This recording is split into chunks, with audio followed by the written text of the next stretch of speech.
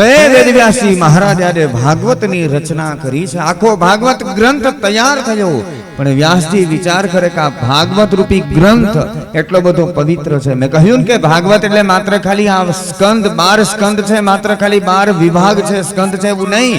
એ શ્રીનાથજીના એક એક અંગ છે.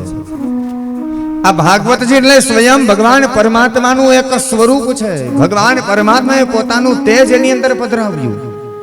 અને જ્યારે અનુષ્ઠાનના રૂપની અંદર ભાગવતજીની કથા બેસે ને ત્યારે ભગવાનનું તેજ એની અંદર આવે છે. માટે આ ભાગવતની કથા જ્યાં ત્યાં ન કહેવાય, જેમ તેમ ન કહેવાય, જેવી તેવી રીતે ન કહેવાય, જેને તેને ન કહેવાય. એના માટે યોગ્ય અધિકારી વ્યક્તિ હોય એની પાસે આ કથા કરવી જોઈએ.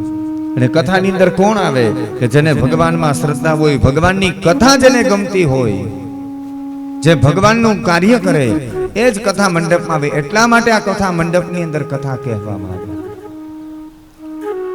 પણ વ્યાસજીએ વિચાર કર્યો કે આ ભાગવતની કથા હું કોને આપું. ઋગ્વેદનું જ્ઞાન છે પોલો ઋષિને આપ્યું, યજુર્વેદ છે વૈશંપાયનને આપ્યું, સામવેદ તો એ જૈમિની નામના ઋષિને શીખવાડે છે, અથર્વવેદ છે સુમંતુને શીખવાડે, અને 18 પુરાણનું જ્ઞાન છે એ રોમ હર્ષણ એટલે સૂતજીને શીખવાડ્યું.